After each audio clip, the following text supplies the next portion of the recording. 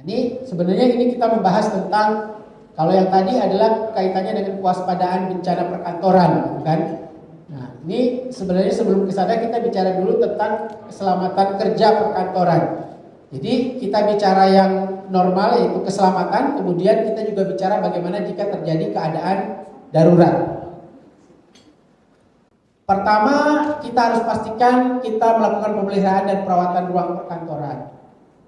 Itu harus kita pastikan. Kemudian desain alat dan tempat kerja. Kemudian penempatan dan penggunaan alat perkantoran dan penggunaan listrik dan sumber api. Ini kalau kita bicara kewaspadaan bencana perkantoran, ini kaitannya dengan kebakaran, bencana alam, huru-hara, ancaman bom. Nah, ini juga huru-hara mungkin penting juga buat kita ya. Huru-hara. Nah, itu dia. Sering di demo. Itu bagian dari sistem manajemen keselamatan dan kesehatan kerja. Bagaimana kita menjamin keselamatan orang-orang di dalam atau keselamatan hakim, gitu kan, yang sedang memimpin sidang. Itu juga bagian dari sistem manajemen keselamatan dan kesehatan kerja.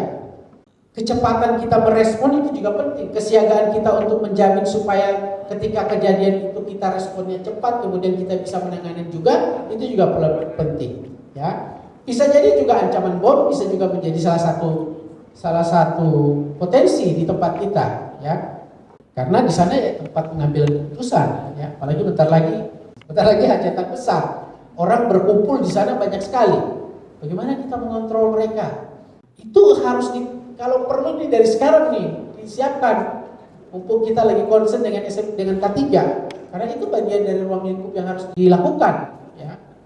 Karena kita mengidentifikasi salah satu bencana perkantoran kita selain kebakaran, bencana alam, yaitu huru-hara atau ancaman bom. Memungkinkan nggak? Berpotensi nggak? Potensi. Jadi kalau kita bicara di beberapa area yang memang punya risiko tinggi terhadap huru-hara, itu memang perlu ada sistem, kan ada sistem manajemen pengamanan yang dari Polri ya, ada. Itu juga perlu diterapkan sebenarnya, karena ada orang-orang atau pihak yang harus kita amankan, itu harus diterapkan. Kalau tumpahan kimia mungkin kita tidak ada, kemudian wabah penyakit, ya. Ini setiap kantor perlu melaksanakan kewaspadaan dengan melakukan apa? Manajemen tanggap darurat, kemudian manajemen keselamatan kebakaran gedung, ya. Kemudian evakuasi kaitannya dengan mekanik dan elektrik, kemudian pertolongan pertama pada kecelakaan P3K. Mari kita lihat satu-satu. Manajemen tanggap darurat. Ini ya, meminimalkan dampak terjadinya kejadian yang dapat menimbulkan kerugian. Jadi dengan kita punya manajemen tanggap darurat, ya, kita bisa meminimalkan risiko, ya, bisa meminimalkan dampak yang timbul akibat keadaan itu. Walaupun misalnya kan kita nggak bisa cegah misalnya terjadinya huru-hara, tapi dengan kita punya manajemen tanggap darurat, kita bisa meminimalkan risiko yang muncul dari akibat kejadian itu. Ya, jadi penting sekali kita punya manajemen tanggap darurat. Nah, liputannya apa? Kita perlu mengidentifikasi risiko keadaan darurat apa saja yang mungkin terjadi di kita. Harus kita tahu dulu, tadi kebakaran, 2 huru-hara, 3 bencana. Bencana juga menjadi ini isu di kita ya, karena kita gedung tinggi nih, ya, bencana alam, gempa bumi dan sebagainya. Dari situ kemudian kita lihat seberapa parah nih kalau terjadi. Risikonya seperti apa nih kalau itu terjadi? Kalau huru-hara terjadi, risikonya nanti seperti apa? Ya, itu perlu kita pahami dari awal supaya kita bisa menentukan apa yang perlu kita siapkan. Ya, kemudian kita petakan risiko-risikonya. Misalnya di gedung 1 itu apa risikonya, di gedung 2 apa risikonya, di gedung 3 apa risikonya. Nah, baru kita lakukan pengendaliannya. Apa yang perlu kita kendalikan dan kita simulasikan. Simulasi itu kan untuk bisa melatih kita ketika nanti terjadi, itu kita sudah terlatih di dalam merespon kejadian yang ada. 3 komponen utama, kita mengalokasi sumber daya yang diperlukan, kemudian memantau dan melaksanakan uji coba tadi yang saya katakan ya. Nah, Nah, rencana untuk menangani keadaan darurat apa saja yang bisa direncanakan oleh MK ya dalam merencanakan penanganan keadaan darurat. Ya, pertama pastinya orang. Nah ini kan mungkin setiap orang yang ditunjuk untuk menjadi penanggung jawab ketika terjadi keadaan darurat. Mungkin kita perlu menunjuk per gedung atau bahkan per lantai, itu juga bisa. Misalnya gedung A, gedung 1 itu siapa penanggung jawab keadaan darurat. Gedung 2 siapa penanggung jawab keadaan daruratnya, gedung 3 siapa penanggung jawab keadaan daruratnya. Ini perlu ditunjuk gitu ya. Kemudian kita melakukan tindakan ketika terjadi keadaan darurat, kita punya informasi ya potensi-potensi yang bisa terjadi dan melakukan pelatihan, memberikan pelatihan terjadinya keadaan darurat. Nah, ada APAR enggak? APAR ada ya? APAR tahu APAR? Alat pemadam api ringan. Namanya juga api ringan berarti ringan itu. Karena ada lagi APAP, alat pemadam api berat. Kalau yang tadi ringan ini berat. Nah, lihat dari apa? Dari volumenya, dari beratnya. Nah, sekarang kita butuh APAR buat apa? Memadamkan api. Ya kan? Karena teori api itu Bapak Ibu, itu kan terjadi karena adanya 3 unsur. 1 ada oksigen, 2 ada bahan bakar, 3 ada panas. Kalau formulanya tercapai atau volumenya tercapai, panasnya cukup, bahan bakarnya cukup, kemudian oksigennya cukup, terjadilah yang namanya api. Makanya teori pemadaman api itu kan harus memutus reaksi rantai 3 unsur ini. Nah, APAR itu juga ada jenis-jenisnya, tergantung pada apa yang terbakar, gitu ya. Nah, sebelum kita jauh ke sana, kita perlu dulu memastikan APAR tersedia, tapi begitu terjadi kejadian kita nggak tahu cara menggunakan APAR. Padahal APAR itu hanya bisa digunakan untuk 5 menit pertama saat api baru muncul. Kalau sudah lewat dari 5 menit, kita harus menggunakan fasilitas yang lebih besar, APAP atau hidran. Jadi kalau misalnya kita tidak berupaya untuk mematikan api itu sebelum 5 menit, maka potensi api itu membesar. Apalagi ini dalam keadaan panik. Kita bisa menggunakan saja Bapak Ibu, tapi ketika kondisinya panik belum tentu kita bisa lancar menggunakannya. Benar nggak? Kita panik nih, ya. Kita tahu cara menggunakan APAR, tapi begitu keadaannya benar-benar terjadi, bingung. Makanya perlu disimulasikan, perlu dilatih berulang-ulang. Jadi kita yang pertama kali mengambil tindakan untuk bisa memadamkan api mumpung masih kecil. Dengan cara apa? Menggunakan APAR. Nah, kalau kita nggak bisa menggunakan APAR, berarti kita melepas apa? Jatah 5 menit untuk bisa memadamkan itu, ya kan? Jadi memang wajib nih Bapak Ibu tahu cara menggunakan APAR. Perlu dilakukan simulasi untuk seluruh pegawai, minimal untuk menggunakan APAR. Jadi kita perlu merencanakan titik kumpul. Titik kumpul sudah ada? Master point sudah ada ya. Oke, mengadakan simulasi sudah, menyiapkan rambu-rambu ya, arah untuk evakuasi tempat kumpul dari mulai titik di lantai berapa paling tinggi? 12 ya? 16. Lantai 16 menuju titik kumpul itu sudah ada tanda-tanda arah evakuasinya. Sudah ada. Termasuk untuk kalau kejadiannya malam. Fluorescence sign itu sudah ada ya. Kalau gelap dia nyala gitu.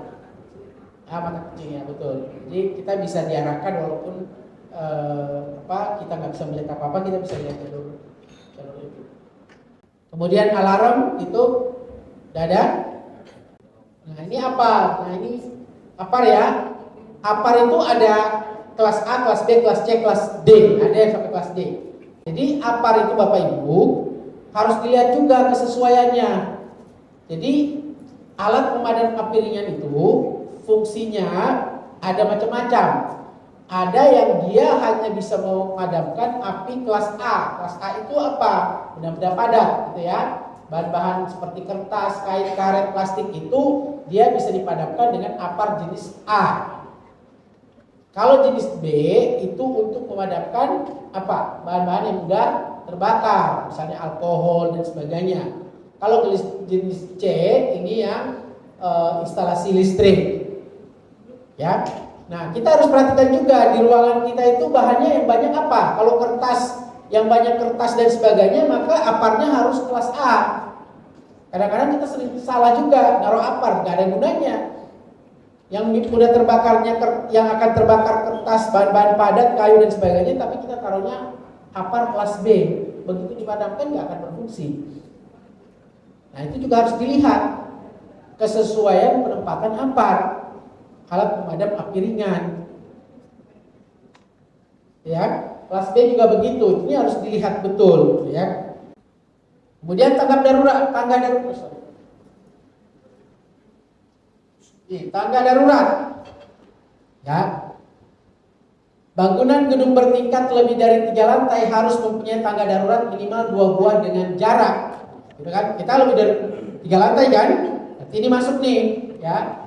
Jika gedung tidak memiliki sprinkler, maka jaraknya 45 meter. Jarak antara tangga darurat, ya. Jadi nah, oke, kalau kita lihat, kalau seingat saya di sana itu ada dua arah ya, yang kanan dan kiri, ya, untuk jalur evakuasinya. Harus dipisahkan di dalam bangunan, tangga darurat di dalam bangunan harus dipisahkan dari ruangan lain. Jadi tidak boleh ruangan biasa itu menjadi tangga darurat, harus tersedia sendiri. Ya, kemudian tangga darurat terbuka yang terletak di luar bangunan minimal berjarak 1 meter dan dari bukaan ini. Yang saya di luar ya. Kemudian lebar tangga darurat minimal 1,2 meter lebarnya, ya. Karena apa, orang kan nanti akan turun tuh ya, keluar dari sini. Tidak boleh berbentuk tangga melingkar vertikal. Yang ingat nih, kadang-kadang suka ada tangga yang harus dia lurus, ya. Dilengkapi dengan pegangan yang kuat setinggi 1,1 meter, lebar injakan anak tangga juga diatur. Kayaknya kalau ini kita sudah terpenuhi ya. Tinggi maksimal anak tangga 20 cm tangganya. Kemudian jarak pencapaiannya. Ini terkait dengan tangga darurat. Kemudian pintu darurat. Ini juga sama ya. Lebar pintu 100 cm. Nah, di dalamnya jika jarak pintu darurat maksimal, bukaannya juga diperhatikan ya. Bukaan di pintu darurat harus menuju ke tangga darurat. Gak boleh ditarik. Ini standar ya. Ini kita masih banyak nih kayak gini nih. Orang panik, terus begitu membuka pintu, orang dari belakang udah desak-desak, udah gak bisa dibuka pintunya. Maka standarnya dia harus membuka ke arah tangganya. Jadi dorong. Dicatnya berwarna merah. Ini kayak gini nih pintunya kan. Untuk membedakan dia pintu evakuasi dengan tidak, itu warnanya. Salah satunya adalah warnanya dicatnya merah. Ini juga harus ada tanda peringatan ya. Pintu darurat tutup kembali. Ya. Dicat berwarna merah ini kan sudah ada. Ini hidran, ya. Ini juga ada ketetapannya.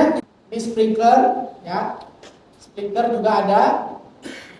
Ada beberapa gambar ya. Kemudian detektor. Sprinkler itu yang ngeluarin air ya. Kemudian detektor. Ini juga detektor harus dilihat-lihat nih. Jangan asal masang detektor. Detektor itu juga harus lihat-lihat Bapak Ibu masangnya. Nanti Bapak Ibu perlu dicek di tempatnya masing-masing. Detektor apa yang terpasang. Jadi kalau bahan-bahan yang di dalam ruangan itu ketika terbakarnya dominannya asap, maka yang harus dipasang adalah detektor asap atau smoke detector. Nah, biasanya bahan-bahan apa tuh yang kalau terbakar dominannya asap? Bensin kalau terbakar yang terlihat duluan apa? Api. Berarti kalau bahan-bahan yang mengandung bensin, alkohol dan sebagainya disimpan, maka detektornya harus detektor api, tidak boleh asap karena akan terlambat. Ya. Kalau logam terbakar dominannya apa? Panas dulu yang keluar kan? Nah, sehingga dia harusnya dipasang adalah heat detektor. Tapi kalau bahan-bahan kayu, begini, kertas dan sebagainya terbakar, dominannya apa? Asap. Maka di ruangan itu harus ada yang terpasang adalah smoke detector. Tata cara penanganan kebakaran, ya. Kemudian evakuasi. Ya. Rute evakuasi harus bebas dari barang-barang yang dapat mengganggu kelancaran evakuasi dan mudah dicapai. Koridor, terowongan, tangga harus merupakan daerah aman sementara dari bahaya api, asap, dan gas. Kemudian koridor dan jalan keluar harus tidak licin, bebas hambatan. Ini sudah. Rute evakuasi harus diberi penerangan yang cukup. Kemudian arah pintu evakuasi, pintu keluar exit harus dipasang petunjuk yang jelas. Pintu keluar darurat tentunya harus diberi tanda tulisan. Ini soal mekanik, ini yang setiap hari juga kita temukan ya. Ini kaitannya dengan kegiatan kita sehari-hari di kantor mungkin, ya. Mungkin juga seringkali terjadi di kita gitu ya. Iris, terpotong, hantaman, tertusuk, terjepit, jatuh, tersayat, rambut tertarik dan sebagainya. Mungkin ini sering menjadi hal-hal yang sering terjadi di tempat kita. Electrical ini juga di sana ya. Nah, bicara tentang peralatan, ada regulasi yang mengatur untuk wajib dilakukan yang namanya uji riksa, gitu ya, pengujian dan pemeriksaan. Setiap infrastruktur beda-beda periodiknya, ya. Jadi kadang-kadang ini juga masalah nih, si vendornya tidak melakukan pengujian, hanya memeriksa. Padahal regulasi memintanya adalah uji riksa. Uji dan diperiksa, gitu ya. Jadi ada pengujiannya, bukan hanya memeriksa. Memeriksa, oh aman ini, oke, tanda tangan atau jatuh. Ini kita harus lebih aware terhadap vendor nih, untuk bisa memastikan pertama dia memang PJK 3, usaha jasa K3. Yang kedua dia melakukannya bukan hanya sekedar memeriksa, tapi ada pengujian. Kalau lift itu kan uji kekuatan slingnya dan sebagainya, gitu ya. Jadi memang itu regulasi. Dan dalam paradigma sistem memang harus kita melakukan preventif, ya. Regulasi mendukung, secara sistem kita juga harus melakukan preventif, yaitu perawatan. Jadi tidak menunggu rusak. Kalau dari paradigma K3 itu salah besar. Kalau menunggu rusak baru dilakukan perbaikan. Kalau sudah rusak bukan perawatan namanya kan, tapi perbaikan. Kan ada perawatan, ada perbaikan. Nah, kita juga disuruh oleh undang-undang, oleh peraturan, oleh regulasi untuk melakukan uji riksa secara periodik. Bukan hanya lift, instalasi listrik. Ingat, api terjadi karena apa? 3 kan? Oksigen, panas, bahan bakar. Listrik itu bukan lagi dia menghasilkan panas, tapi sudah langsung apinya, gitu kan? Kalau ada pemicunya. Nah, ini juga penting sekali untuk diperhatikan. Tadi teori K3-nya gimana? Ada masalah-masalah kecil gitu, nirmis, kemudian akan menyebabkan masalah kecil jadi masalah besar, terjadi fatality. Salah satu poin pentingnya adalah perawatan terhadap infrastruktur. Itu untuk menjamin dia aman. Sekarang Kementerian Tenaga Kerja lagi fokus di perkantoran kan untuk melakukan inspeksi. Karena memang menurut Kemenaker gedung-gedung yang digunakan oleh pemerintah saat ini resikonya tinggi sekali karena rata-rata sudah gedung tua. Kemarin terjadi kebakaran di mana? Kemenkumham. Itu dari genset. Dari genset. Ini perkantoran ini banyakkan listrik sebenarnya. Instalasi listrik, gensetnya, kabelnya dan sebagainya. Itu Bu ya. Baik. Oke, selanjutnya P3K. Pertolongan pertama pada kecelakaan. Nah, pertanyaan saya, P3K ini kalau kita yang familiar dengan kita kan kotak P3K itu ya. Ada kotak P3K? Kotaknya ada tapi isinya nggak ada. Atau kotaknya juga nggak ada. Atau ada kotaknya isinya Bodrex, Panadol, minyak gosok. P3K kan pertolongan pertama. Berarti sesegera mungkin kan. Nah, maka persyaratannya dia harus ada di area kerja. Tidak hanya di klinik. Bahkan per 25 ya. 25 pekerja itu ada satu kotak P3K tipe A.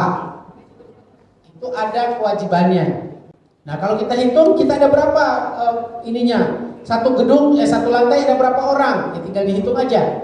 Berarti kita butuh kotak P3K berapa banyak? Ya. Kotak P3K itu dibutuhkan sekali ya Dok ya. Kadang kalau lagi kondisi terjadi sesuatu kita mencari bantuan kan harus segera. Nah, ini harus ada kotak T3K. Ini yang harus kita sediakan. Itu ada kewajibannya ya, setiap ada regulasinya itu. Setahu saya setiap 25 orang pekerja itu satu kotak P3K tipe A. Tipe A itu ada tipe A, tipe B, tipe C. Tipe A itu maksudnya menunjukkan isinya. Jadi penempatan kotak P3K itu harus dekat dengan area kerja. Ya. Jumlahnya 25, setiap 25 pekerja itu satu kotak.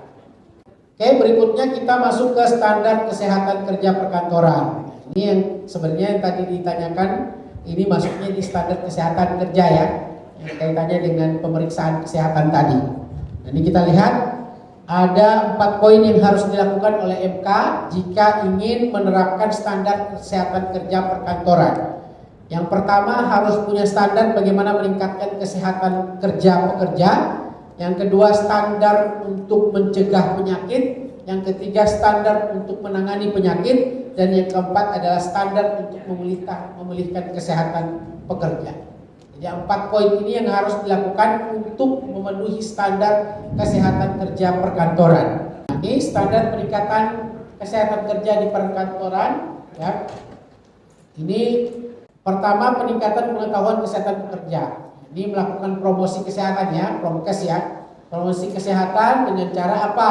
Memberikan informasi melalui media komunikasi. Jadi mungkin tim klinik ini, tim dokter perlu mulai melakukan sosialisasi atau membangun kesadaran ya dari teman-teman yang terkait dengan informasi-informasi kesehatan. Sudah ya? Oke, baik. Kemudian melalui gerakan perilaku hidup sehat, bersih dan sehat. Nah, kemudian melakukan penyuluhan. Nah, yang paling penting adalah kampanye tidak merokok. Ini juga belum dilakukan banyak ya, tapi mudah-mudahan di sini sudah ada. Oke, kemudian pembudayaan perilaku hidup bersih dan sehat di tempat kerja. Ya. Ini ada bagaimana merubah perilaku ya, hidup bersih dan sehat selama di perkantoran. Cuci tangan gitu ya, dengan air bersih dan sabun, buang sampah, kemudian menjaga kebersihan. Nah, ini poinnya nih, penerapan kawasan tanpa rokok. Ini sudah diterapin belum di MK? Sudah ya? Penerapan kawasan tanpa rokok. Jadi area merokoknya sudah ditetapin. Kampanye yang terkait dengan larangan obat-obat terlarang juga. Oke, kemudian penyediaan ruang ASI mungkin sudah ya. Kemudian aktivitas fisik juga kaitannya dengan standar penanganan penyakit di perkantoran, kemudian pemulihan kesehatan karyawan di perkantoran juga perlu ditangani ya. Jadi mungkin ada penerapan ini juga ya, kalau yang baik kaitannya dengan pemulihan. Kalau regulasi itu juga meminta ketika ada pegawai yang habis sakit gitu ya, itu dia perlu ada yang namanya pemulihan kesehatan. Jadi sebelum dia ditempatkan lagi di tempat dia bekerja, itu ada masa transisi. Itu penerapan di bagian misalnya gini, jika karyawan setelah mengalami sakit parah atau kecelakaan kerja dengan kondisi tidak dapat melakukan tugas semula, maka dilakukan program kembali kerja agar karyawan bekerja sesuai dengan kemampuannya. Jadi misalnya habis kecelakaan atau habis kena penyakit tertentu, maka dia diminta sebelum ketika dia sudah bisa bekerja kembali, itu tidak boleh langsung ditempatkan di tempat kerjanya semula. Dia harus ditempatkan di satu tempat yang dia dalam proses untuk bisa adaptasi ke pekerjaan dia yang sebelumnya. Bapak Ibu sangat membutuhkan informasi terkait dengan regulasi gitu ya, kemudian terkait dengan standar di dalam keselamatan maupun standar kesehatan kerja. Jadi ada empat cakupan yang memang harus kita terapkan di dalam K3 perkantoran. Yang pertama adalah standar standar keselamatan kerja, kemudian standar kesehatan kerja, kemudian standar kesehatan lingkungan, dan standar ergonomi. 4 hal itu yang memang menjadi prioritas bagi MK tentunya untuk bisa diterapkan di area MK itu sendiri, gitu ya. Nah, tadi kita sudah membahas terkait dengan standar keselamatan, kemudian kita sudah membahas tentang standar kesehatan kerja, dan kita sekarang akan membahas tentang standar kesehatan lingkungan kerja. Kalau orang bilangnya KESLING gitu ya, kesehatan lingkungan. Nah, mungkin ini juga sangat terkait dengan atau sering kita rasakan nih di dalam dunia kerja kita ya pada keseharian. Kita akan membahas terkait dengan standar kesehatan lingkungan kerja ya. Nah, ini Bapak Ibu, apa itu kesehatan lingkungan kerja yang harus kita pahami? Apa itu lingkungan kerja? Aspek hygiene di tempat kerja yang di dalamnya mencakup faktor fisika, kimia, biologi, ergonomi, dan psikologi. Jadi lingkungan kerja adalah aspek hygiene di tempat kerja yang di dalamnya terkait mencakup faktor fisika, kimia, biologi, ergonomi, dan psikologi ya, yang keberadaannya di tempat kerja dapat mempengaruhi keselamatan dan kesehatan tenaga kerja. Jadi yang kita bahas ini adalah bagaimana kesehatan lingkungan di mana tempat kita bekerja. Kita lihat standar dan persyaratan KESLING itu apa saja. Yang pertama kaitannya dengan sarana bangunan. Ya, jadi bangunan itu juga ada persyaratan kesehatan lingkungannya. Ya, berarti kita bicara bangunan MK gedung 1, 2, dan 3. Ya. Misalnya di sini diberikan beberapa catatan, harus memenuhi kebutuhan fisiologis, psikologis, dan mencegah penularan penyakit.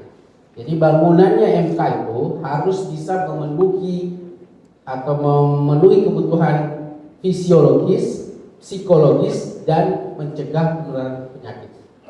Tentu kaitannya dengan Bapak Ibu semuanya sebagai pekerja ya. Kemudian kaitannya dengan penyediaan air. Ini juga harus menjadi bagian dari kesehatan lingkungan kerja. Harus memenuhi persyaratan mikrobiologi, fisika, kimia, dan radioaktif. Ini ada di sekitar kita, Bapak Ibu ya, terkait dengan sarana bangunan dan air. Kemudian toilet juga ya, tersedia air bersih dan sabun. Kemudian dilakukan pest control dan menerapkan hygiene dan sanitasi toilet. Kemudian limbah, jangan lupa. Ya, tadi juga kalau di gedung perkantoran pastinya kita ada limbah domestik ya. Limbah domestik itu limbah rumah tangga. Artinya rumah tangga perkantoran. Ini juga wajib dilakukan pengolahan ya, pengelolaan agar terhindar dari penyakit dan kecelakaan. Kemudian ada program cuci tangan pakai sabun untuk preventif penyebaran penyakit menular. Kemudian pengamanan pangan, ini juga kaitannya dengan kalau misalnya di tempat kerja di mana di gedung MK kita punya misalnya makanan kita disediakan oleh MK misalnya ya, maka ini juga penyedia makanannya juga harus memenuhi standar dan sebagainya, atau mungkin penyedia jasa boga gitu, atau rumah makan di sekitar juga harus dipastikan memenuhi standar ya. Kemudian pengendalian vektor dan binatang pembawa penyakit, ini yang kaitannya dengan banyak sekali ya,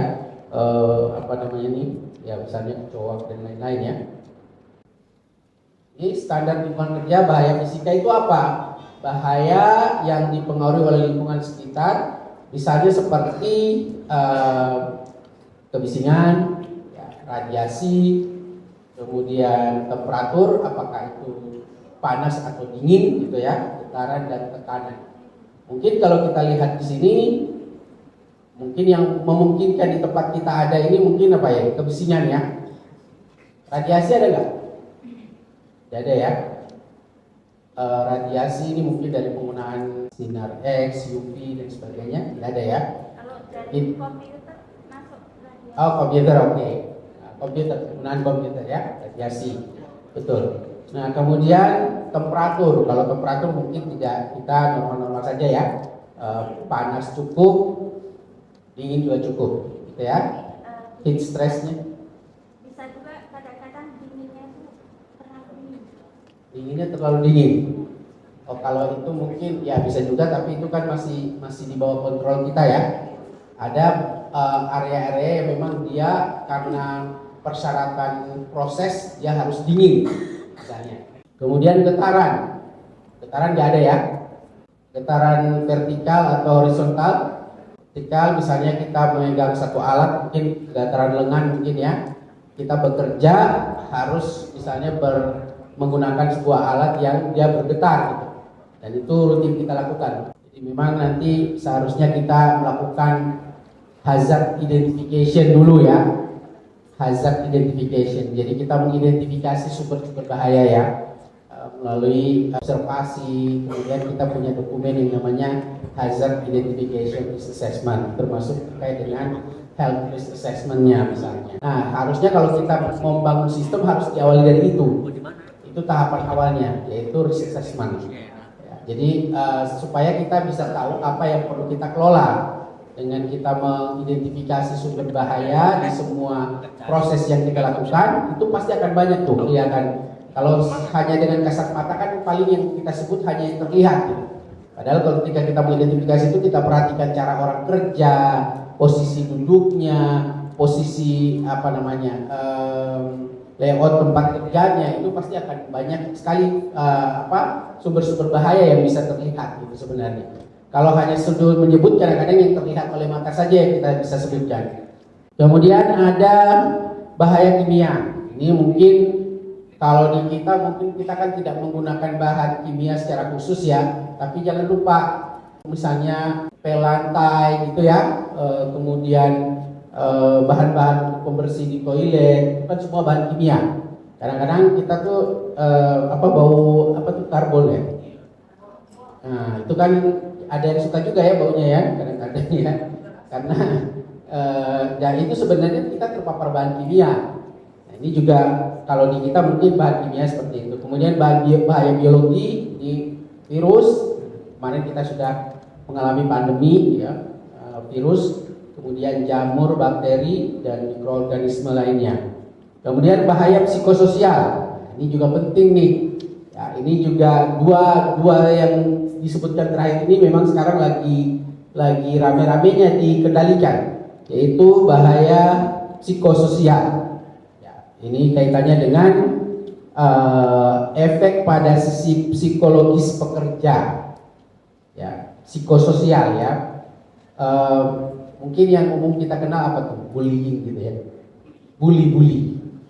Nah, itu bully itu sekarang sudah ada larangan ya, peraturan perundangannya ada ya, dilarang. Itu bagian dari juga aspek K3 ya. Kemudian mungkin tekanan kerja ya, termasuk mungkin kaitannya dengan ketidakmampuan kita atau keahlian kita yang kurang, atau jam kerja yang panjang, atau ya hubungan juga dengan pimpinan gitu ya. Itu semua aspek psikologikal ya, psychological hazard gitu. Banyak yang senyum-senyum ketika dibilang aspek psikososialnya ya. Jadi itu masuk menjadi salah satu concern di dalam pengelolaan lingkungan kerja atau kesehatan lingkungan. Kemudian ergonomi. Nah, ergonomi ini juga ada. Selama ini yang kita bahas tentang ergonomi itu kan kesesuaian antara postur tubuh manusia atau pekerja dengan alat kerjanya.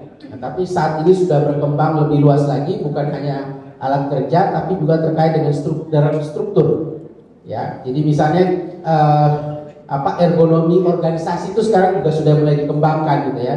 Bagaimana menempatkan orang itu sesuai dengan kapasitasnya, karena itu akan mempengaruhi ergonomi. Nah itu secara umum yang kaitannya dengan kesehatan lingkungan kerja yang harus kita kendalikan gitu ya. Ini contoh bahaya fisika, ini kebisingan ya.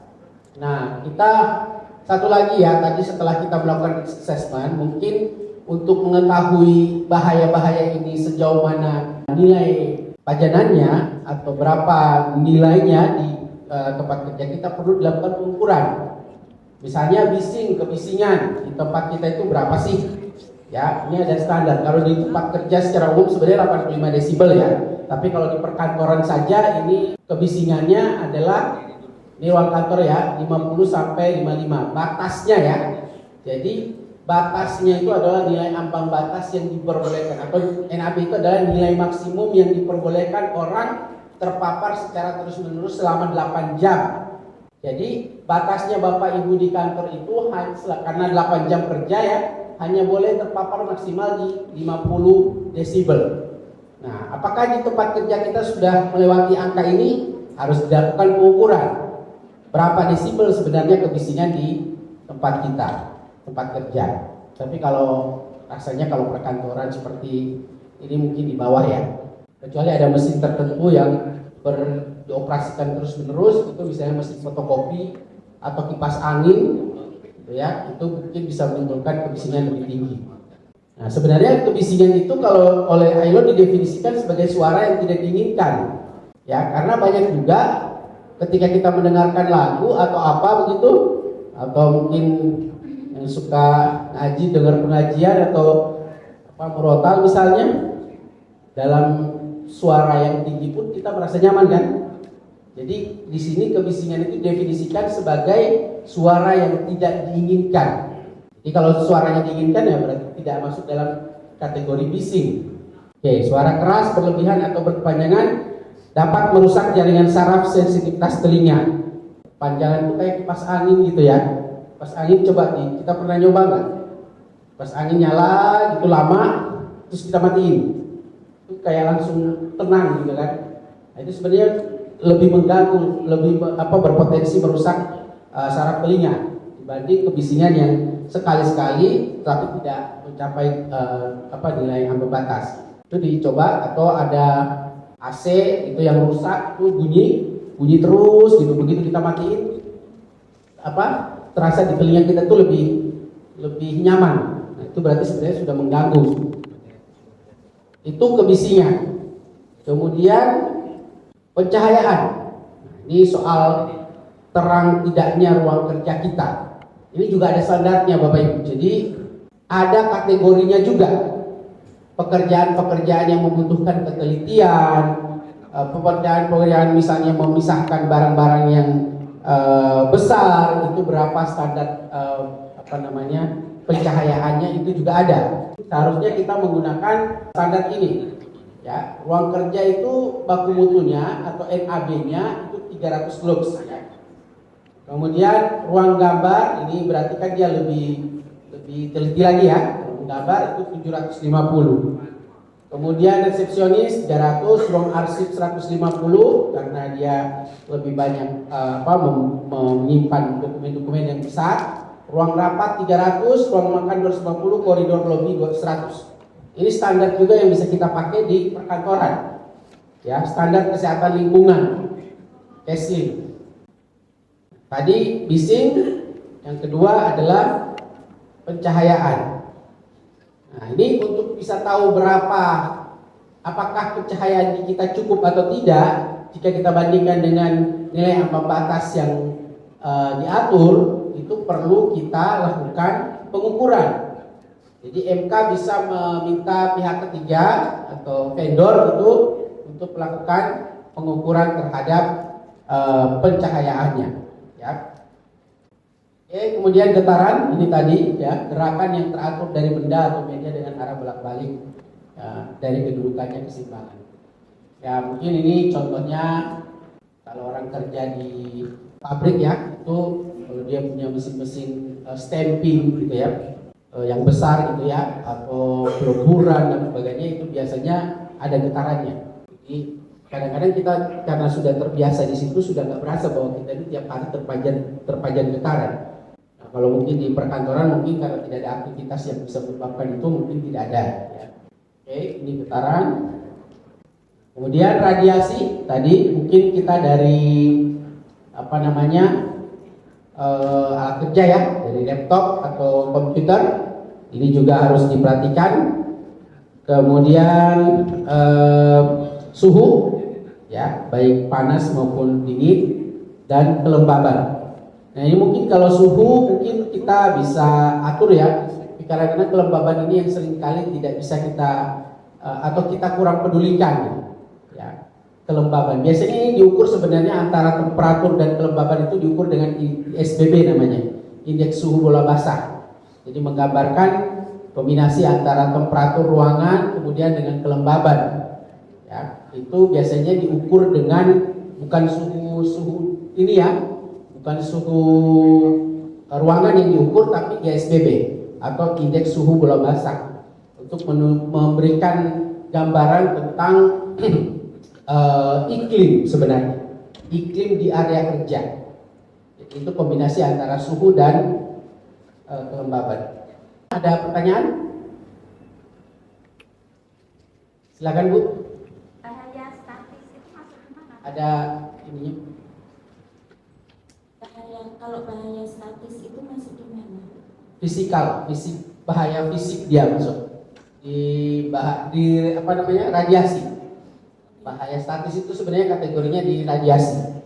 Ya, kita masuk ke bahan kimia. Ini juga kalau bahan kimia itu bisa masuk di 3 cara ya. Bisa dia terhirup, tertelan. Ini juga kita perlu ukur berapa kandungan debu PM10 di ruangan kita. Ini kita tidak sadari. Kalau di pabrik mereka sadar ini karena mereka tahu bahwa ada sumbernya. Tapi kalau kita ya, ini kita tidak sadar ini karena kita merasa aman-aman saja, tidak ada sumber yang bisa menghasilkan debu. Tapi bisa saja debu di udara bebas yang masuk ke kita. Ini yang perlu diperhatikan ya. Kemudian ozon, nah ini mungkin dari bahan-bahan kimia tertentu yang menghasilkan ozon ya, atau karbon monoksida juga sama. Ini juga dari bahan-bahan housekeeping. Ini juga harus diperhatikan betul. Nah, ini volatile organic compounds. Ini biasanya bahan-bahan kimia organik ya, pelarut alkohol. Mungkin kadang kita di ruangan juga kadang ada alkohol ya. Alkohol kita pakai untuk bersih-bersih gitu kan, atau untuk membersihkan apa begitu. Nah, itu ingat dia mengandung volatile organic compounds. Jadi bahan bahan organik yang volatil ya, yang terlarut ya. Jadi itu juga hati-hati. Kadang-kadang kita juga terpapar dengan sumber ini ya, tapi kita tidak sadari. Kemudian ada formaldehid juga di ruang kantor kita dan lain-lain ya. Ini sumbernya bisa dari kita menggunakan lem juga ya, lem kadang-kadang kita butuh ya untuk kegiatan sehari-hari ya. Kemudian coating, bahan pelapis atau cat juga, ada ruangan-ruangan yang baru dicat gitu. Kemudian penyegar udara, nah, ini bisa menghasilkan ozon ya, pewangi gitu ya, pewangi. Itu juga mengandung VOC ya, volatile organic compounds, juga mungkin formaldehid. Jadi furniture juga begitu ya. Kemudian pengawet kayu dan lainnya. Jadi sebenarnya walaupun kita tidak menggunakan bahan kimia di tempat kerja kita, tapi ada sumber-sumber yang menghasilkan itu dari reaksi-reaksinya, misalnya terkena panas gitu ya, atau kita semprotkan. Ini juga mungkin kadang-kadang tidak menjadi perhatian kita. Apa? Hand sanitizer. Ya, itu ada volatil juga, ada alkoholnya kan. Nah, jadi sama juga. Tapi mungkin kalau penggunaannya dalam jumlah sedikit kan tidak terlalu ini. Cuman kan ada yang tidak aware, sengaja dicium, kan enak juga ya. Itu mengandung juga, mengandung pelarut, atau dia mengandung VOC tadi, volatile organic compounds. Itu rata-rata zat-zat itu bisa menyebabkan kanker ya. Dia sifatnya karsinogenik, menyebabkan kanker. Kadang-kadang kita nggak sadar ada teman kita yang kena kanker dan sebagainya. Pada katanya apakah ini penyakit akibat kerja? Kalau di regulasi kanker itu salah satu penyakit akibat kerja. Tapi harus ada rentetan peristiwanya ya, artinya dia bekerja dengan bahan-bahan kimia yang bisa menyebabkan dia terpajang. Nah, saya hanya ingin menyampaikan bahwa walaupun kita di kantor, ya, belum tentu terbebas dari itu. Sudah ada contoh tadi di yang tadi saya contohkan di laboratorium tadi. Hanya karena paparan AC selama bertahun-tahun dia bekerja di laboratorium, kena flu. Nah, kalau kita potensinya apa lagi nih? Siapa yang bekerja di depan komputer selama 8 jam? Semua. Semua ya? Ada yang lebih dari 8 jam? Ya. Apakah tempat duduknya sudah ergonomis? Ada namanya penyakit akibat kerja low back pain. Beberapa tahun terakhir itu K3 fokus di dua hal, yaitu ergonomi dan psikososial. Itu dua hal yang sekarang lagi didorong, makanya di K3 perkantoran dua hal itu masuk. Bapak Ibu bisa diukur ergonominya, nanti ada materinya tentang ergonomi. Apakah sudah ergonomik atau belum? Coba bayangkan Bapak Ibu duduk di posisi yang tidak ergonomik selama 8 jam berturut-turut selama berapa hari, itu kita tidak sadari, ya. Sama juga loh, BP juga penyakit yang ada dokter di sini, tidak main-main juga ya. Terus juga siapa yang bekerja ya tadi di bawah AC tadi ya, pakai AC itu juga perlu diperhatikan. Kemudian bahaya biologi, ya, ini juga serangga ya. Saya nggak tahu apakah di kita sudah ada pest control. Ada pest control? Ada ya. Setiap berapa? Tiap bulan ada? Atau setiap 6 bulan? 3 bulan? 3 bulan? Tiap bulan ada? Oke. Ini juga salah satu biological hazard ya. Sanitasinya dan sebagainya. Ini bahaya psikososial. Stres. Jam kerja panjang, beban kerja berlebih, akuntabilitas, ya, kemudian ketidakpuasan kerja, kurangnya penghargaan, kekerasan di tempat kerja, dan sebagainya. Kalau kita menerapkan SMK 3, salah satu yang diminta adalah organisasi harus memiliki kebijakan anti bully. Tidak boleh ada bullying di area di tempat kerja. Di MK nggak ada kayaknya ya. Nah ini faktor psikologi. Melakukan pemilihan, penempatan dan pendidikan, program kebugaran, program konseling. Kemudian nanti mungkin bisa hal-hal yang mudah begini mungkin bisa langsung dieksekusi kali ya, penggunaan psikolog dan sebagainya. Memberikan kebebasan bagi tenaga kerja untuk memberikan masukan, mengubah struktur organisasi, menggunakan sistem pemberian imbalan tertentu dan sebagainya. Ini kontrol terhadap bahaya psikososial. Sekarang kita masuk ke standar ergonomi. Oke, ergonomi ini mungkin kalau di perkantoran memang relevan sekali ya kaitannya dengan ergonomi. Ya, karena banyak ergonomi itu dia berkaitan dengan kesesuaian antara human factor tadi, ya, human attribute tadi atau kapasitas manusia dengan pekerjaannya, alat kerjanya, gitu ya. Kemudian bahan kerjanya. Dulu orang bicara tentang ergonomi itu lebih ke arah misalnya cara mengangkat yang benar gitu kan ya. Kemudian apalagi ya, manual handling ya, penanganan manual. Tapi sekarang sudah berkembang menjadi sampai pada ergonomi organisasi. Bagaimana menyusun struktur organisasi yang ergonomik dengan mempertimbangkan kesesuaian keahlian orang itu dengan pekerjaannya, atau kalau dari sisi alat kerja berarti kesesuaian pekerjanya dengan alat kerjanya. Misalnya kaitannya dengan kita duduk di atas meja, apakah meja atau kursi yang kita gunakan ini sesuai dengan postur kita sehingga tidak terjadi gangguan terhadap badan kita, tubuh kita. Itu namanya ergonomi ya. Nah misalnya kayak sekarang Bapak Ibu ini duduk nih ya. Ini ergonomik kan di posisi duduknya?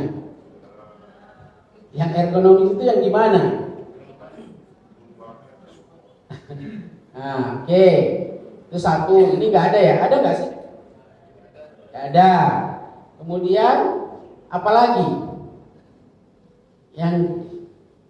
yang harus kita perhatikan nih dalam posisi duduk nih?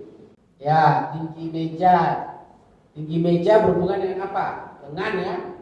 Dengan tangan kita dan lengan kita, gitu kan? Yang ideal itu tidak boleh membuat tubuh kita tidak seimbang. Ya, misalnya tangan menggantung, gitu kan? Tidak seimbang sesuai dengan poros tubuhnya kan? Nah, kemudian apalagi posisi kepala, ini kan posisi kepala kita kan menggantung kan sebenarnya ini ya. Kemudian posisi kakinya gimana?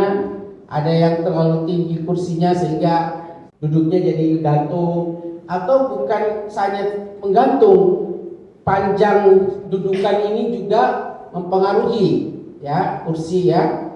Ini kursi panjangnya, kalau misalnya bagian belakang paha kita ini tertekan, berarti kan mengganggu aliran darah ke kaki. Nah, ini juga nanti kita lihat di sini. Jadi itu kaitannya dengan ergonomi. Ini berhubungan dengan cara kerja, posisi kerja, postur tubuh yang tidak sesuai saat melakukan pekerjaan, desain alat kerja dan tempat kerja yang tidak sesuai dengan antropometri tenaga kerja, kemudian mengangkat beban yang melebihi kapasitas kerja, bukan beban hidup ya, ini beban. Ya. Nah, ini harus kita lihat. Bagaimana kita mengendalikan, menghindari posisi kerja yang janggal. Nah, contoh nih, langsung kelihatan nih contoh-contoh yang tidak ergonomis di hidupnya. Ya, desain ruang meeting itu harusnya seperti apa yang mempertimbangkan ergonomis. Kadang-kadang kan posisinya kan sulit nih, menempatkan layar itu sebelah mana sih yang pas, kemudian posisi duduknya harusnya seperti apa supaya kita tidak merasakan gangguan pada tulang belakang. Itu juga ya. Kemudian mendesain kembali atau mengganti tempat kerja, objek kerja, bahan desain tempat kerja dan peralatan kerja. Nanti mungkin perlu diukur juga Bu ergonominya. Kalau misalnya kita ada rencana untuk penggantian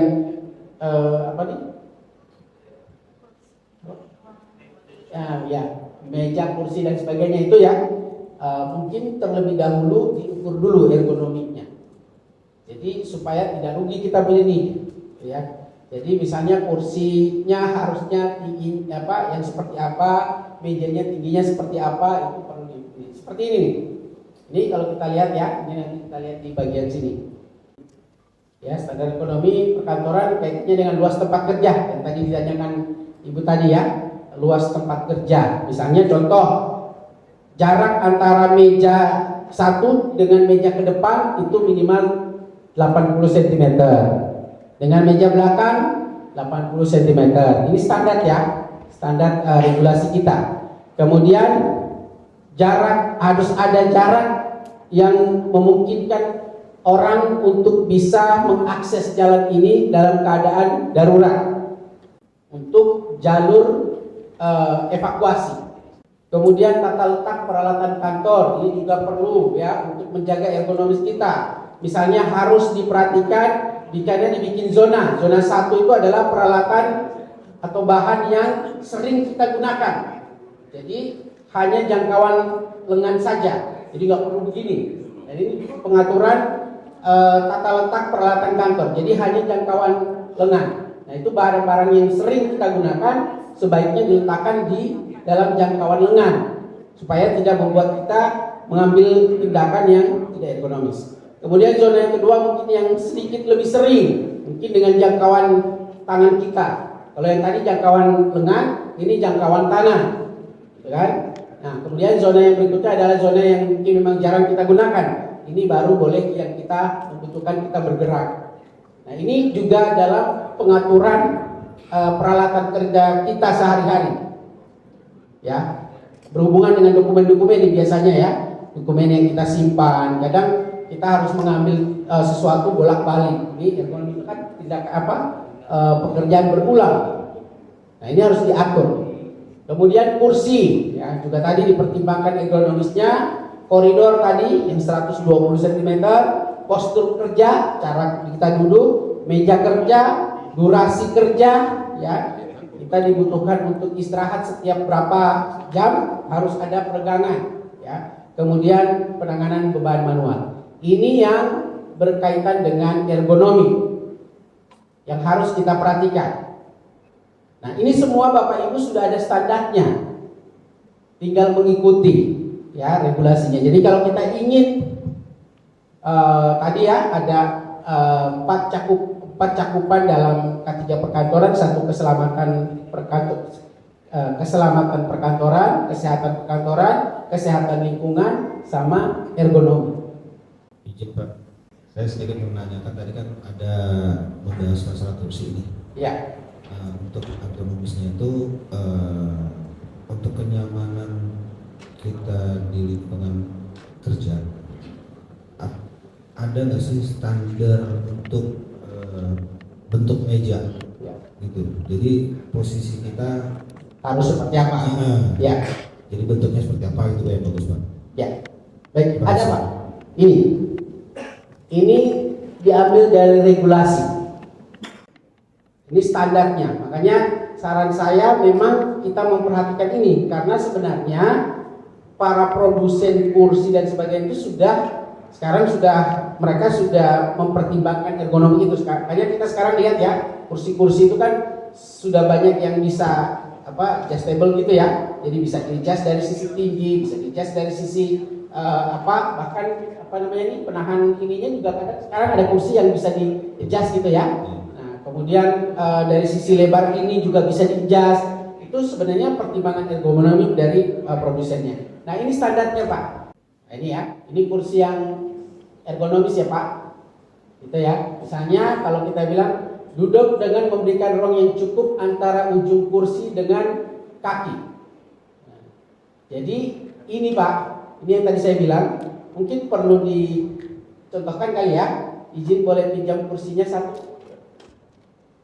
Iya. Ada yang mau jadi? Oh ini, boleh? Ya, oke ya kita ini karena yang mungkin yang paling relevan dengan kita setiap hari. Karena kita kerjanya pasti rata-rata berurusan dengan administrasi ya. Nah, ini kalau kita lihat ini yang pertama dikatakan duduk dengan memberikan ruang yang cukup antara ujung kursi dengan ujung kaki. Nah, ini kita lihat nih. Nah, ini beliau ya, ini duduknya nyender kan ya. Boleh bisa mendekat kalau kurang kelihatan di sana boleh. Ya. Ini kita perhatikan. Kita perhatikan Bapak Ibu, bagian belakang ini beliau ya. Ini kena pijakan ini. Ya, mungkin untuk beliau kena, tapi mungkin orang lain tidak. Berarti tidak ergonomis untuk beliau. Yang bagian ini. Jadi bagian ininya tidak boleh langsung istilahnya ini ya, menempel di kursinya. Harus ada jarak. Nah, ini harus ada jarak nih kan, kena ya, karena dia akan mempengaruhi aliran darah ke bawah. Jadi perhatikan kursi kita di tempat kerja kita. Kalau memang kadang-kadang memang nggak bisa kita apa-apain karena posisi kita jadi kayak begitu. Nah, itu diperhatikan, berarti perlu kalau memang dia tidak adjustable berarti harus ditambahkan sesuatu di belakangnya supaya kita agak maju. Gitu kan? Ya. Jadi ini tidak kena ya. Itu standarnya, Pak. Yang kedua, nah ini sesuaikan standar khusus sehingga menopang punggung Anda. Berarti ini ya, bagian ini ya. Belakang. Ini untuk menopang punggung. Makanya kursi-kursi zaman sekarang itu kursi kerja terutama ya. Nah, ada bagian ini lumbarnya ini ya, ada penopang ya. Nah, yang melengkung itu. Sekarang bahkan kursi-kursi perkantoran sudah banyak yang bisa di-adjust ininya. Jadi bisa dimaju mundurnya bagian belakangnya ini. Ya. Kemudian apalagi? Tinggi sadaran, nah, permukaan tidak licin ya. Kursi ini tidak boleh licin bahannya ya. Kemudian tinggi sandaran bisa disesuaikan, oke. Sandaran dapat dimajukan dan dimundurkan, ya. Ini kan sudah bisa ya. Kursi minimal 5 kaki. Ini untuk office ya ini ya, perkantoran. Kita lihat di sini. Nah, ini Pak. Kira-kira begini nih kalau kita posisinya. Ya. Ini harusnya ada celah tadi ya. Kemudian masih nggak bawa sini dulu ya. Posisi ini tadi harus ada penopang. Kalau Bapak Ibu kursinya belum ada penopang, silahkan di request langsung nih, karena ini bahaya. Secara tiap hari kita ya 8 jam. Kemudian pada saat duduk, posisi siku sama tinggi dengan meja kerja. Posisi siku, nah boleh pindah di sini kali ya. Nah, ini meja kerja, anggap aja ini meja kerja. Oh ya, oke.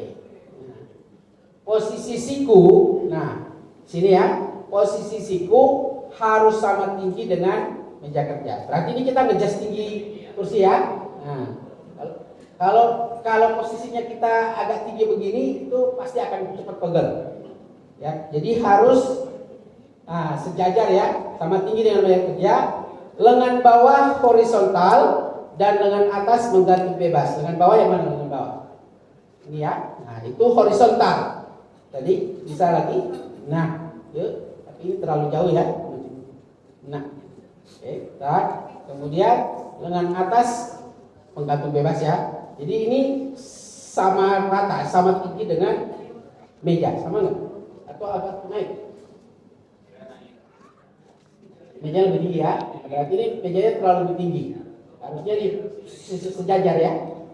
Nah, ya, 90 derajat ya. Oke. Mata sama tinggi dengan bagian paling atas layar monitor atau menghindari silau atau pantulan cahaya. Cara terbaik adalah tidak menghadapkan layar ke jendela atau lampu yang terang. Kan belakang ya, berarti harusnya kita begini. Ini jendela, ini kaca, sinar matahari, kita ngadap ke sinar mataharinya. Kemudian pastikan ada ruang yang cukup di bawah meja untuk pergerakan kaki, ya. Ruang yang cukup. Kemudian hindari tekanan berlebihan dari ujung tempat duduk pada bagian belakang kaki dan lutut, tekanannya. Letakkan semua dokumen dan alat yang diperlukan dalam jangkauan Anda. Ini yang tadi saya bilang, pakai zona-zona gitu ya. Penyangga dokumen holder dapat digunakan untuk menghindari pergerakan mata atau leher yang menyangga. Gunakan mouse yang sesuai dengan ukuran genggaman. Ini juga sering nih, mouse karena terlalu kecil sehingga ini juga pegel, atau terlalu besar. Jadi harus dipertimbangkan. Itu dari cara kita sehari-hari di dalam melakukan pekerjaan kita. Ya.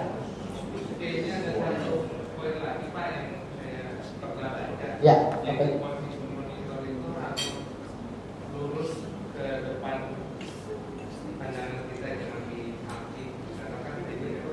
Iya, itu tadi Pak. Tadi ada poinnya. Ini nih. Letakkan layar monitor kurang lebih sepanjang lengan Anda. Pastikan letak monitor dan keyboard berada di tengah-tengah sudut tubuh. Jadi kalau kita ini sebenarnya sudah nggak di sudut tubuh ini kan, miring nih. Ini lama-lama memang sedikit, tapi lama-lama pasti berasa itu. Makanya memang saat ini beberapa desainer itu desain interior ya, itu sudah mempertimbangkan aspek ergonomi ketika mereka mendesain kantor atau mungkin tempat kerja. Ini ada ya. Luas tempat kerja, ini tadi yang saya sampaikan tadi ya. Setiap ruang kerja harus dibuat dan diatur sedemikian rupa sehingga tiap orang yang bekerja di dalam ruangan mendapat ruang udara minimal 10 meter kubik dan sebaiknya 15. Jadi artinya ini sirkulasi udara. Ya. Kemudian luas tempat kerja staf minimal 2,2 meter persegi merujuk pada pedoman teknis pembangunan bangunan bergerak sehingga tiap pekerja dapat bergerak secara bebas dan memudahkan proses evakuasi jika terjadi keadaan darurat. Jadi luas tempat kerja itu staf minimal 2,2 meter persegi ya. 2,2 meter berarti artinya satu meja gini. Jadi dia kalau misalnya meja kecil harus ada space ke sana ya, ke depan 80 cm, ke belakang 80 cm sebenarnya aturannya. Itu juga mungkin dalam layout ruangan. Nah, ini berikutnya yang tadi meja kerja ya. Tadi kadang-kadang kita melakukan aktivitas rutin kita sebenarnya sudah tahu peralatan kerja atau dokumen-dokumen yang sering kita gunakan. Tapi kita menyimpannya jauh atau mungkin di belakang yang membutuhkan kita harus bergerak. Dan karena itu dibutuhkan terus-menerus, akhirnya kita bergerak bolak-balik terus. Ini juga bagian dari pertimbangan ergonomi. Maka perlu diatur Pengimpanannya mungkin kita pertimbangkan berdasarkan zona yang seperti saya sampaikan tadi. Zona 1 adalah zona yang barang-barang yang sering intensitasnya kita gunakan. Nah, itu mungkin ditaruhnya dalam jangkauan lengan saja. Jadi kita ngambilnya cuma begini, begini. Ya. Ya, jadi tidak perlu menjulurkan tangan. Jadi yang sering nih, misalnya dokumen-dokumen kerja kita. Kemudian kalau dokumen itu sedikit lebih dibanding yang pertama ya, intensitasnya lebih rendah, mungkin disimpan dengan jangkauan tangan kita, gitu ya, jangkauan tangan. Nah, kemudian baru zona 3 yang jarang kita gunakan. Ini juga untuk mencegah masalah ergonomi tadi, ya. Jadi ini bisa dipraktekkan sendiri-sendiri juga boleh, tanpa menunggu instruksi gitu ya, karena ini untuk kepentingan kita juga. Ya, jadi pembagian zona untuk menghindari kita bergerak terus-menerus, pergerakan berulang. Kalau saya rasa ini soal ergonomik ini memang dia perlu perencanaan yang matang ya, karena di ergonomiknya bukan hanya soal meja kursi, tapi juga layout ruangan, ya, layout ruangan kita. Nah, ini kalau memang ada komitmen untuk membangun sistem manajemen keselamatan dan kesehatan kerja perkantoran di ruang MK, pastinya harusnya ini masuk dalam ruang lingkup. Karena dalam penerapan SMK 3 perkantoran itu menurut regulasi Kemenkes tadi, salah satu yang harus dipenuhi adalah kaitannya dengan standar ergonomi. Jadi kalau kita mau menerapkan itu, maka standar ergonominya juga masuk menjadi bagian yang harus dipenuhi. Ini koridor. Ini tidak sesuai ya kalau kita perhatikan dengan standar ini berapa sentimeter ya. Jadi padahal mintanya di antara baris-baris meja disediakan lorong untuk keperluan lalu lintas dan kemudahan evakuasi sewaktu keadaan darurat, minimum jaraknya 120 cm. Nah, karena kadang-kadang kan tidak bisa dihindari karena kepadatan penduduk gitu ya, kepadatan tenaga kerja di situ, pegawai, kekurangan ruangan, sehingga mau tidak mau ini ya berapa sentimeter nih kalau kita lihat? Ini setengah ya, kurang lebih setengah meter ya, 50 cm. Padahal persyaratannya adalah 120 ya. Kemudian jarak antara satu meja dengan meja yang di muka dan di belakang itu lebarnya 80 cm. Makanya tadi diberikan setiap area luas dari pekerja satu orang itu staf itu adalah 2,2 tadi kan. Ini memang masuk akal karena jarak antar kursi di depan meja di depannya dengan meja di belakang itu 80 cm. Ini bisa dibayangkan ini ya kalau proses evakuasi. Ini satu orang cuma cukup satu orang ini kayaknya jalan.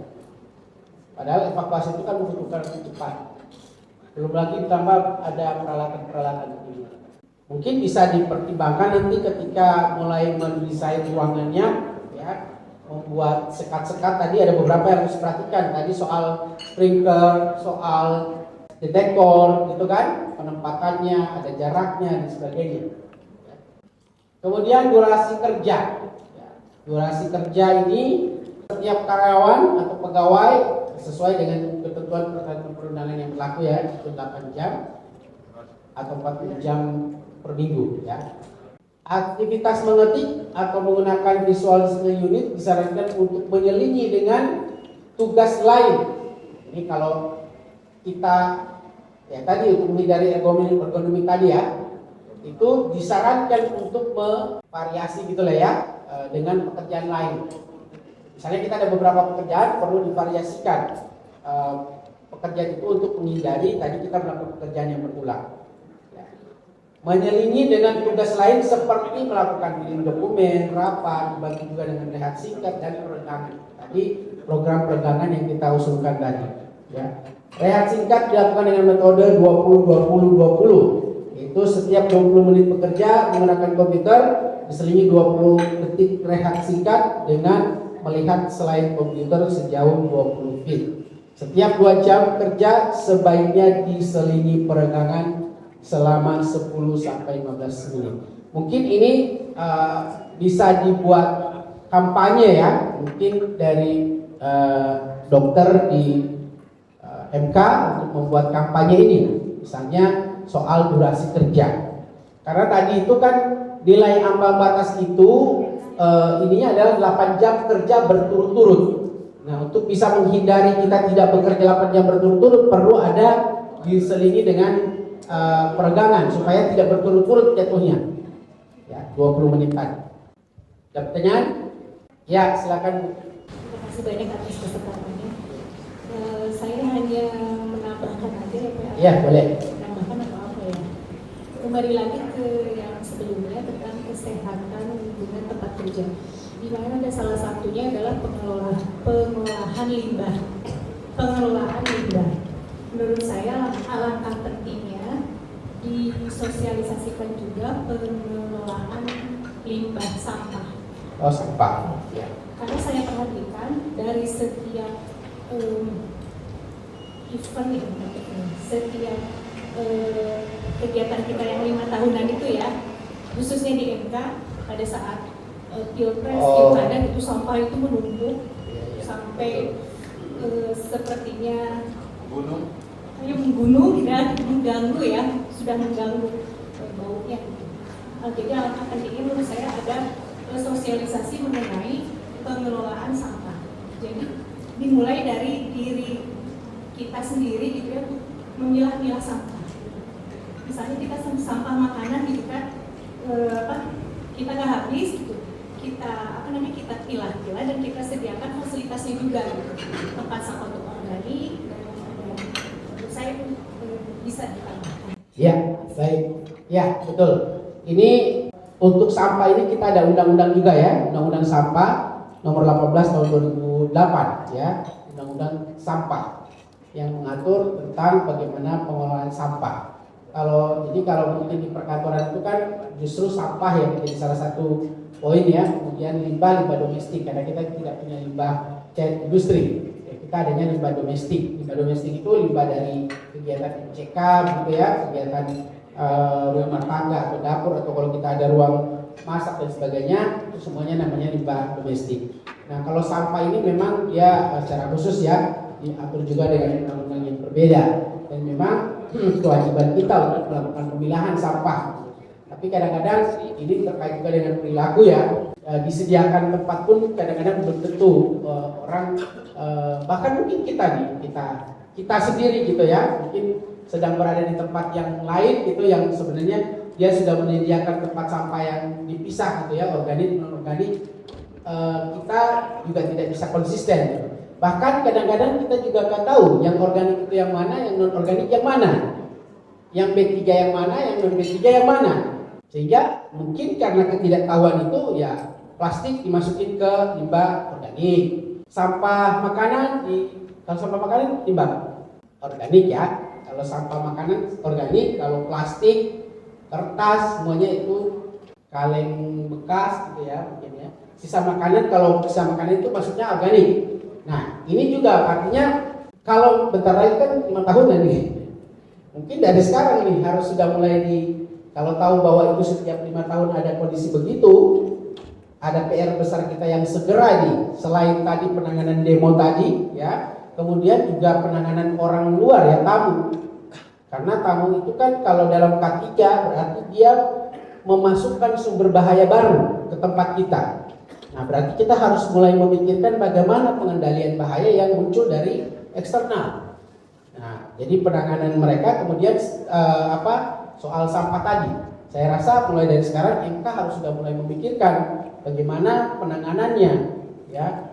Mulai dari melakukan kampanye, kemudian sosialisasi dulu terkait dengan sampah, ada undang-undang sampah gitu ya, peraturannya seperti apa, pemilahannya seperti apa, kemudian menyediakan infrastruktur tempat sampah yang memang dipisah, ya. Kemudian baru kalau sampah itu terlalu banyak kan berarti kita harus segera bekerja sama dengan pihak ketiga dalam pengangkutan. Itu sih menurut saya memang penting sekali. soal sampah ini, apalagi kalau kita sudah tahu bahwa setiap 5 tahunan ada kondisi seperti itu. Ini Pak, Ya. regulasi mengenai apa aja yang diperbolehkan berada di meja kerja dan apa saja yang tidak boleh. Gitu. Jadi misalnya begini, saya kan kebetulan di Pustik ya.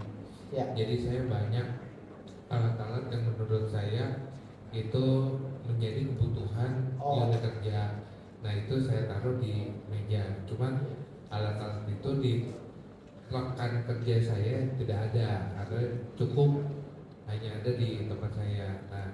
Nah, jadi seringkali meja kerja saya itu jadi sepertinya banyak sekali barang-barang, tapi kan itu kebutuhan di kerja. Apakah itu lebih baik dibuatkan, ditempatkan di suatu tempat yang bisa diakses secara bersama-sama, atau jadi meja kerja saya jadi standar gitu? Oh iya. Kayak gitu Pak. Oh ya, kalau itu penggunaan bersama, maka memang boleh saja tidak mengikuti jangkauan tadi itu tadi. Tapi mungkin mempertimbangkan dari semua orang yang menggunakan fasilitas itu.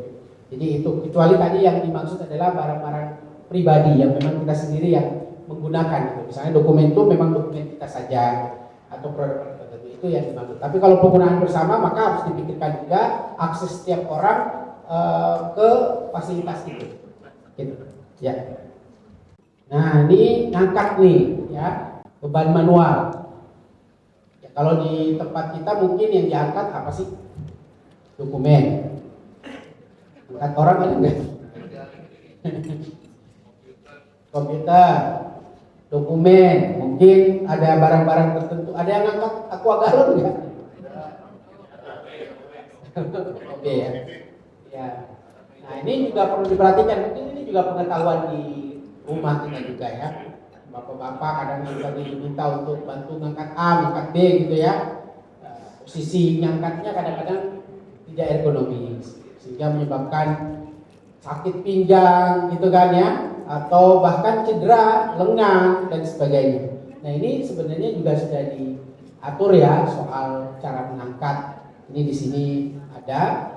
Tapi karena kita tidak relevan dengan mengangkat, mungkin hanya sekedar pengetahuan aja ya. Mungkin ini kaitannya dengan bagaimana mengangkat posisi kita setinggi bahu atau kalau barang-barang yang bisa. Jadi pilihannya begini, setinggi bahu atau setinggi siku atau di bawah. Ya. Karena kan kita begini, maka ini tidak ekonomis, lurus atau gini atau begini.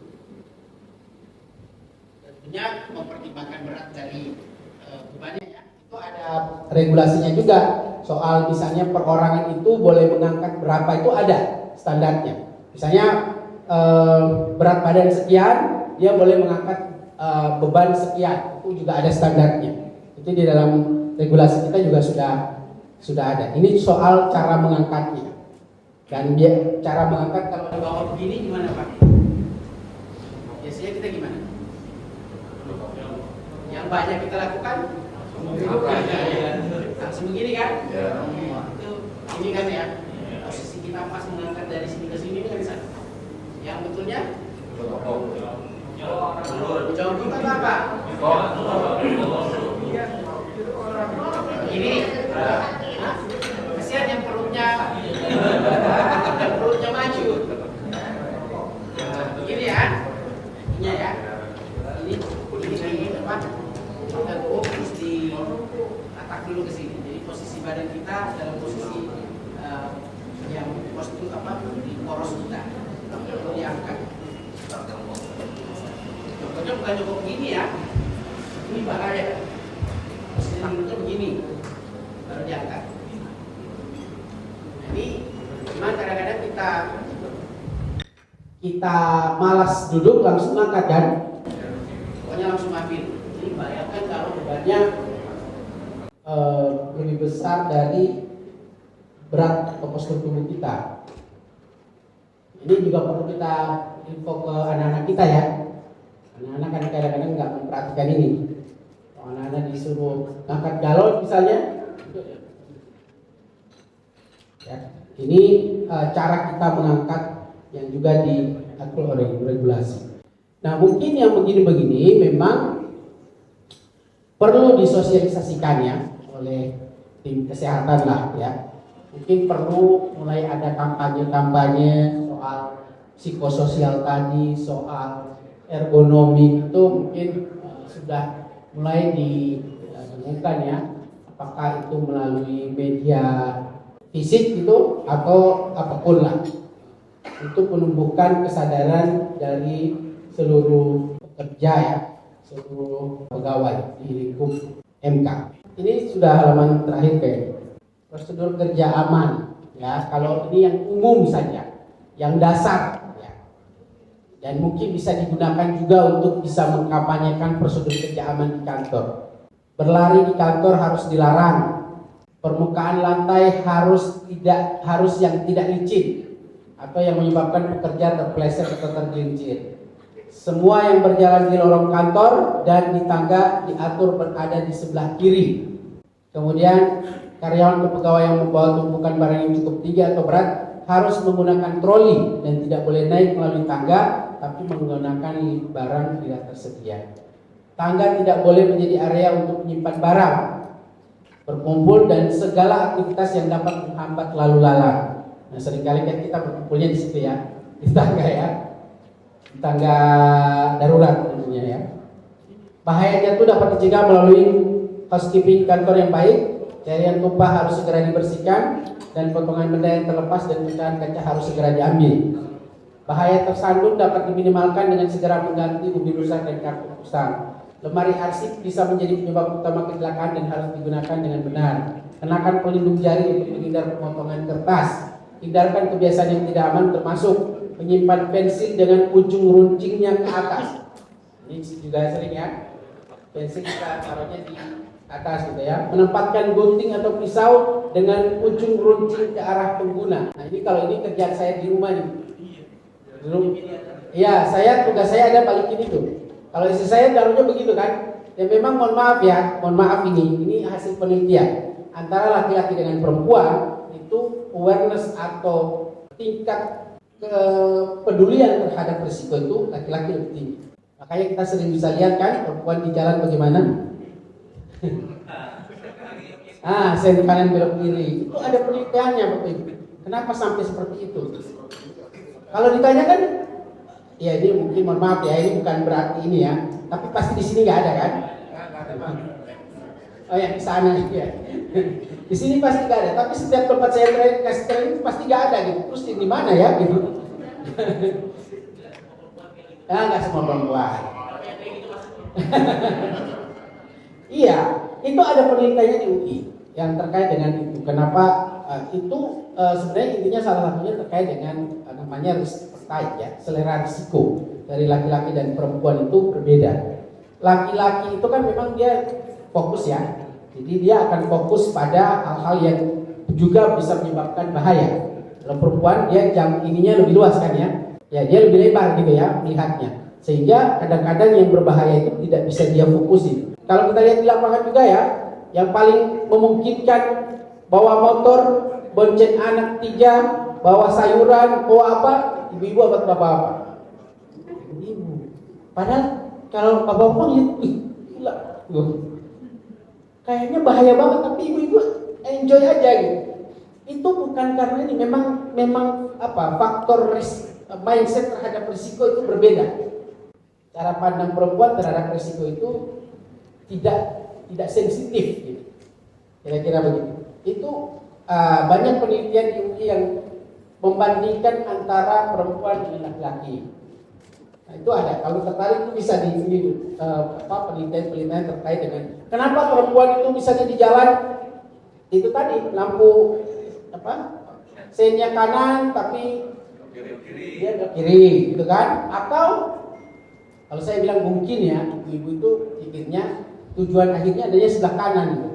Supaya aman dari awal dikasih sebelah kanan, jadi nggak repot untuk pindah-pindahin lagi. Nah, tapi itu kenyataannya ya. Makanya kalau misalnya kayak ada pisau gitu ya, pisau itu kalau saya kerjanya ini nih di rumah misalnya istri saya misalnya naruh pisau itu ya mungkin nggak terpikir bahwa itu bahaya, saya balikin. Karena apa? Kita lengah sedikit, misalnya jatuh gitu atau apa, langsung. Sebenarnya saya pikir ibu-ibu juga tahu, tapi ketika praktek di lapangan itu tidak tergambar sama sekali, gitu ya. Ini Pak, kalau saya melihat di peraturan Menteri Kesehatan yang nomor 48 tahun 2016 ini, saya belum menemukan atau mungkin terlewat atau bagaimana, saya belum menemukan bagaimana contoh regulasi untuk menyusun tabel risk assessment. Oh, risk assessment. Ya, Oh ya. jadi risk assessment misalnya risk assessment pada hakim, risk assessment pada kepala biro, risk assessment pada sekjen, atau risk assessment di ruangan risalah. Ya. Maksudnya kalau ada regulasinya kan memudahkan. Ya, baik. Baik, terima kasih Bu. Sebenarnya kalau bicara risk assessment, kita tidak punya peraturan perundangan yang mengkhususkan matriks risk assessment yang bagaimana yang harus digunakan. Tapi banyak referensi yang bisa kita gunakan, gitu ya. Misalnya dari OSHA itu ada, dari NFPA juga ada. Kalau yang terkait dengan risk assessment, risk fire assessment, misalnya kita bisa mengacu dari NFPA, National Fire Protection Agency. Kalau yang umum bisa dari OSHA, dari BSI, ada macam-macam referensinya. Kemudian juga risk assessment ini yang kita lakukan juga tidak hanya yang terkait dengan keselamatan, tapi juga terkait dengan health-nya, gitu ya. Kalau risk assessment terhadap kesehatan ini harus diawali dulu dengan pengukuran kesehatannya, ya, supaya kita bisa menilai seberapa risiko yang didapat dari setiap pegawai. Jadi jawaban pastinya adalah tidak ada regulasi khusus yang mengatur tentang cara kita melakukan risk assessment. Biasanya pemerintah atau siapapun yang melakukan risk assessment mengacu kepada ISO 31000 terkait dengan risk management, enterprise risk management. Ada ISO-nya, ISO 31000. Ya, oke. Kalau dari saya mau nutup dulu ya. Sekali lagi mohon maaf jika ada kekurangan. Memang waktu 5 jam tidak cukup untuk kita bisa membahas secara detail ya, karena regulasinya juga banyak sekali. Tapi setidaknya yang kita bahas hari ini adalah yang relevan dengan apa yang dirasakan atau apa yang dituju oleh Mahkamah Konstitusi. Sehingga mudah-mudahan materi yang saya sampaikan ini bisa menjadi referensi atau rujukan bagi Mahkamah Konstitusi untuk bisa melakukan atau membangun sistem manajemen K3 perkantoran dan bisa mengelola sumber-sumber bahaya yang ada di sana, kemudian bisa menciptakan tempat kerja yang aman dan sehat. Sekali lagi mohon maaf, mudah-mudahan bermanfaat Bapak Ibu. Terima kasih. Assalamualaikum warahmatullahi wabarakatuh. Baik, berikan tepuk tangan yang meriah kepada Bapak Rohim Hawa.